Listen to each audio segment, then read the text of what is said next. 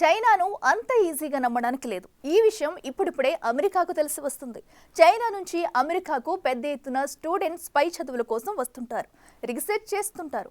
అయితే ఈ ముసుగులో అమెరికాకే సున్నం పెట్టే పని ఒకటి చేశారు ఇద్దరు చైనీస్ రీసెర్చర్స్. డేంజరస్ ఫంగస్ ను అమెరికా తీసుకెళ్లి పట్టుబట్టారు. ఈ ఫంగస్ లో పంటలన్నీ నాశనమవుతాయి, దిగుబడులు తగ్గుతున్నాయి. చెప్పాలంటే మొత్తం ప్యాకప్ చేసే కుట్రలకు చైనా మనుషులు తెగబడ్డారా అన్న డౌట్లు పెరుగుతున్నాయి. అసలు ఫంగస్ తరలిస్తూ ఎలా దొరికారు, ఎక్కడ ప్రయోగిద్దామనుకున్నారు?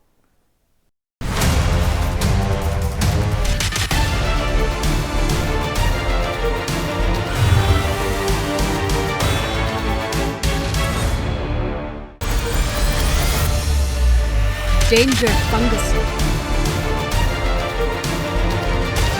ఒక్కసారి స్ప్రెడ్ అయిందంటే ఇక అంతే సంగతి.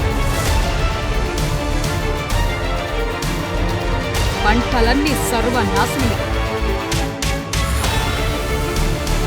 అలాంటి శిలీంధ్రాన్ని సీక్రెట్ గా అమెరికాలోకి డంప్ చేసే కుట్ర ఒకటి జరిగింది. ఇద్దరు చైనా పరిశోధకులు వీటిని ఓ చిన్న బ్యాగ్ లో అమెరికా షిఫ్ట్ చేశారు. డెట్రాయిట్ ఎయిర్పోర్ట్ లో కస్టమ్స్ ఏజెంట్ కు వేళ్లను చూడగానే డౌట్ వచ్చింది. అవేంటని అడిగితే మొదట బుకాయించారు. అవి తమవి కాదని కథలు చెప్పారు. కానీ గట్టిగా నిలదీసేసరికి మ్యాటర్ మొత్తం బయటపడింది. తీరా చూస్తే అది డేంజరస్ ఫంగస్, ఫ్యూసేరియం గ్రామినేరియంగా గుర్తించారు. అక్కడే అసలు కథ మొదలైంది. మిచిగాన్ యూనివర్సిటీలో యున్కింగ్, జియాన్, జున్యోంగ్లీ ఇద్దరు రీసెర్చ్ చేస్తున్నారు. చక్కగా పరిశోధనలు చేస్తే అంతా బావుండేది. కానీ వాళ్ల జెండా వేరు, ఎజెండా వేరు. బయటకు ఒకలా, లోపల మరోలా. అది పరిస్థితి. ఇప్పటికే చైనా విద్యార్థులకు వీసాలు కఠినం చేయాలని ట్రంప్ సర్కార్ డిసైడ్ అయ్యింది. ఈ నేపథ్యంలోనే ఈ బయోవెపన్ కుట్రలు తెరపైకి రావడంతో మరింత ఆందోళనగా మారాయి. వీరిద్దరిలో జియాన్ను FBI అరెస్టు చేసింది.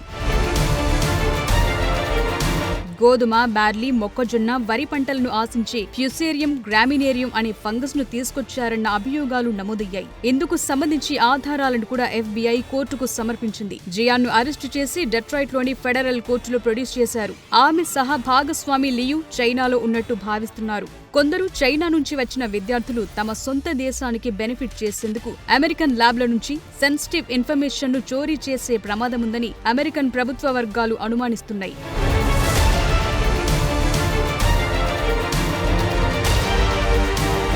దశాబ్దాలుగా అమెరికన్ విశ్వవిద్యాలయాలు, లాబొరేటరీల నుంచి సైంటిఫిక్ డేటాను చోరీ చేశారన్న అనుమానాలు అమెరికన్లలో పెరుగుతున్నాయి. కొన్నిసార్లు ఇలాగే చౌర్యం చేస్తూ అరెస్టు కూడా అయ్యారు. అందుకే ఇప్పుడు ఇలా చదువులు డిస్కంటిన్యూ చేసిన వారిని, వర్సిటీలకు వెళ్లని వారి వీసాలను రద్దు చేస్తామంటోంది ట్రంప్ సర్కార్. నిజానికి గతంలో అమెరికా నుంచి చైనాకు ఇలాంటి ఇన్ఫర్మేషన్ లీక్ చేసుకుని తీసుకెళ్లేవారు. కానీ యున్కింగ్, జియాన్, జున్యోంగ్లీ విషయం అలా కాదు. చైనా నుంచే డేంజర్ ఫంగస్ ను అమెరికా తీసుకొస్తూ పట్టుబడ్డారు. అంటే అమెరికాలో వ్యవసాయ రంగాన్ని సంక్షోభంలోకి నెట్టే కుట్రగా దీన్ని చూస్తున్నారు. ఇది కూడా ఒక రకంగా ఆగ్రో టెర్రరిజం కిందకొస్తుందన్నారు.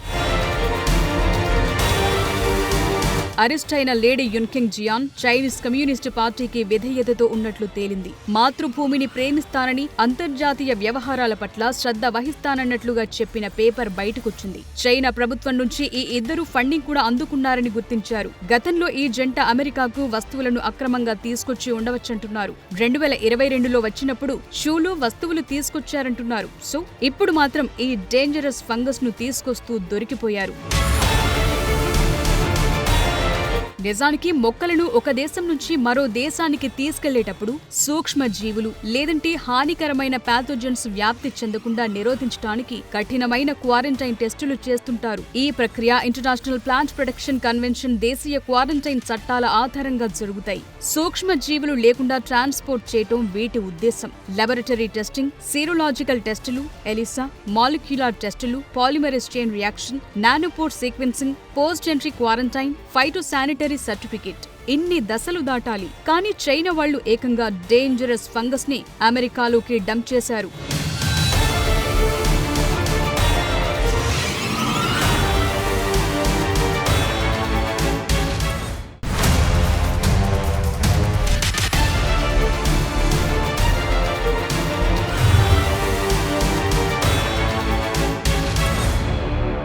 మనకు తీవ్రవాదులు తెలుసు, ఉగ్రవాదుల్ని చూస్తాం. కానీ అగ్రో టెర్రరిజం గురించి విన్నారా? చైనా కారణంగా దీన్ని వినాల్సి వస్తుంది. ఎందుకంటే బయోవార్ అంతకుముందే పెద్ద ఇష్యూగా మారింది. ఇప్పుడు వ్యవసాయ భూముల్ని యుద్ధ భూమిగా మార్చే ప్రయత్నాలు జరుగుతున్నాయన్న డౌట్లు పెరుగుతున్నాయి. ఎందుకంటే హానికరమైన మైక్రోబ్స్ను బయో వెపన్స్గా వాడితే చాలా ప్రమాదాలు ఉంటాయి. పంట ఉత్పత్తులు రావు. వాటిని తిన్న మనుషులు, పశు పక్షాదులకు నష్టం జరుగుతాయి. ఇంతకీ China secret biowar machine చేపడుతుందా?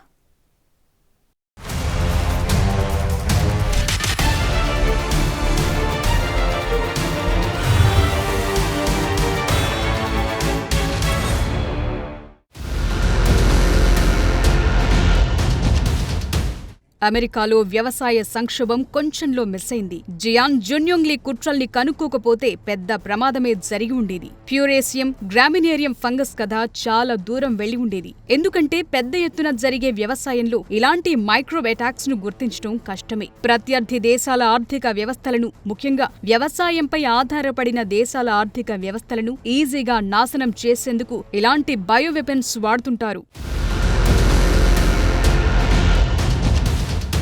Fusarium గ్రామినేరియం fungus పై పరిశోధన కోసం జియాన్ చైనా ప్రభుత్వం నుంచి నిధులు పొందారని అమెరికా అధికారులంటున్నారు. ఈ ఫంగస్ గోధుమ, బార్లీ, మొక్కజొన్న, వరి వంటి పంటలను సమూలంగా తుడిచిపెట్టేస్తుంది. అంతేకాదు ఇవి మనుషుల్లోకి అటాక్ అయితే వాంతులు, లివర్ దెబ్బతింటుంది. ఇప్పటికీ ఈ ఫంగస్ కారణంగా ప్రపంచ వ్యాప్తంగా $1 బిలియన్ కొద్దీ ఆర్థిక నష్టాలు కలుగుతున్నాయి. గతంలోనూ బయోవెపన్స్ గా ఈ మైక్రోబ్స్ ను చాలా ప్రయోగించారు. ముఖ్యంగా రెండో ప్రపంచ యుద్ధ సమయంలో అమెరికా, జపాన్ మధ్య ఇలాంటి జరిగాయి.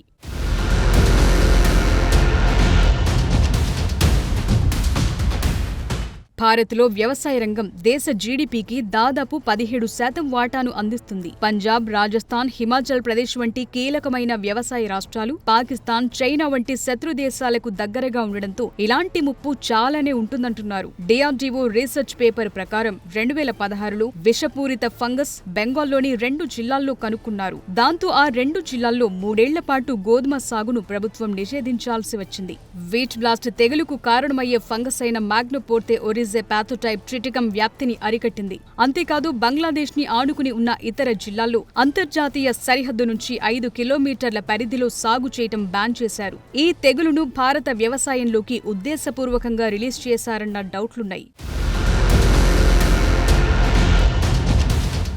పంటల్లో హెడ్ బ్లైట్ తెగులుకు కారణమయ్యే ఫ్యూసేరియం గ్రామినేరియం ఫంగస్ ను మిచిగాన్ వర్సిటీ ల్యాబ్ కు చైనీస్ రీసెర్చర్స్ అక్రమంగా తీసుకురావడంతో ఇంకా ఇలాంటి ముప్పు ఎంతుందన్నది చర్చనీయాంశంగా మారింది. ఇది సోకితే $1 బిలియన్ మేర ఎఫెక్టు చూపుతుందంటున్నారు. ఫ్యూసేరియం గ్రామినేరియం ఫంగస్ అనేది గోధుమ, బార్లీ, ఓట్స్, మొక్కజొన్న, వరి వంటి తృణధాన్యాల పంటలను నాశనం చేస్తుంది. ఇది ఫ్యూసేరియం హెడ్ బ్లైట్ లేదా స్కాబ్ అనే వ్యాధిని కలిగిస్తుంది. ఇది ధాన్యం క్వాలిటీని దెబ్బతీస్తుంది, పంట దిగుబడిని తగ్గిస్తుంది. ఈ ఫంగస్ డియాక్సి నివాలెనాల్, జీరాలెనోన్ వంటి విష పదార్థాలను ఉత్పత్తి చేస్తుంది. ఇవి ధాన్యాలను దెబ్బతీస్తాయి.